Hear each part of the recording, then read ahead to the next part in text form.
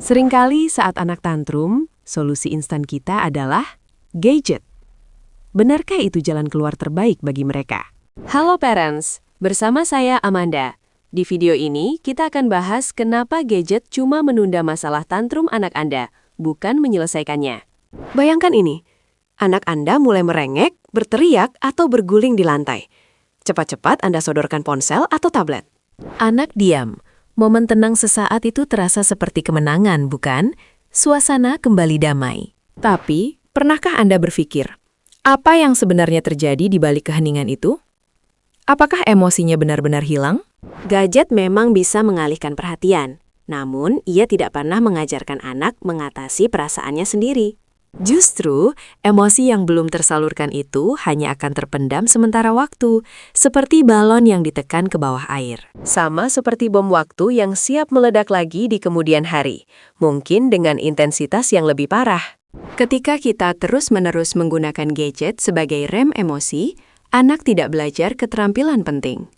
Mereka kehilangan kesempatan untuk mengembangkan mekanisme coping internal, yaitu cara menenangkan diri dari dalam.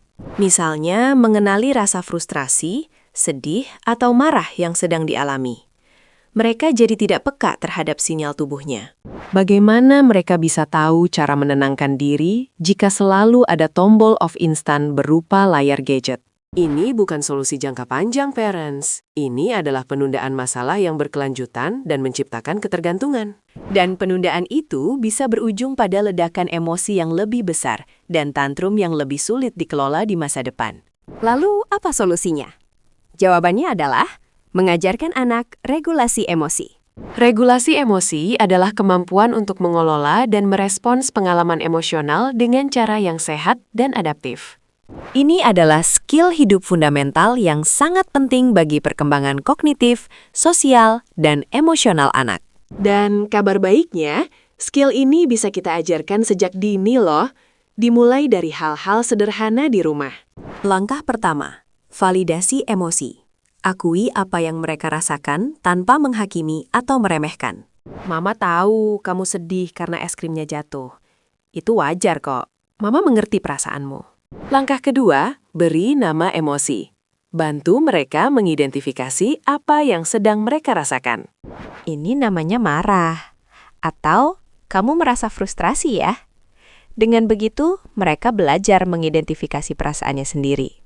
Langkah ketiga, ajarkan teknik menenangkan diri yang positif dan sehat. Bisa dengan napas dalam, memeluk boneka kesayangan, atau mencari pojok tenang di rumah. Ajak mereka latihan secara rutin, bahkan saat tidak tantrum sekalipun, agar menjadi kebiasaan. Langkah keempat, beri contoh. Ingat, kita adalah role model utama mereka. Tunjukkan bagaimana Anda mengelola emosi Anda sendiri. Mama lagi sedikit kesal karena teh tumpah. Jadi, Mama akan tarik napas dulu sebentar. Langkah kelima, konsisten dan sabar. Proses ini butuh waktu dan kesabaran yang luar biasa dari kita sebagai orang tua. Akan ada hari-hari sulit, tapi jangan menyerah. Konsistensi dalam mendampingi mereka adalah kuncinya. Langkah keenam, batasi penggunaan gadget. Tentu, pembatasan yang sehat dan jelas juga sangat penting.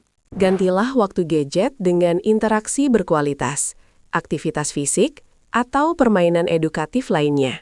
Langkah ketujuh, ciptakan lingkungan mendukung. Pastikan rumah menjadi tempat aman bagi anak berekspresi.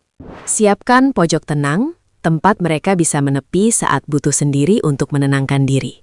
Mungkin terasa berat di awal, tapi investasi waktu ini sangat berharga untuk masa depan anak.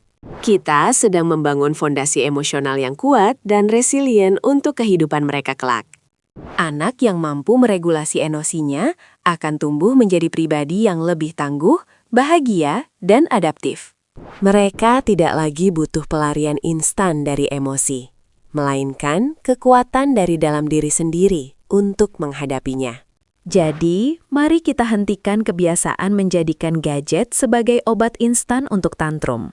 Mari ajarkan anak kita kemampuan paling penting, mengelola hati dan pikiran mereka sendiri dengan bijak. Ingat, Tantrum adalah kesempatan emas untuk mengajari mereka tentang dunia emosi dan bagaimana menavigasinya. Semoga tips ini bermanfaat ya parents. Jangan lupa like and subscribe untuk update seru lainnya. Sampai jumpa di video berikutnya.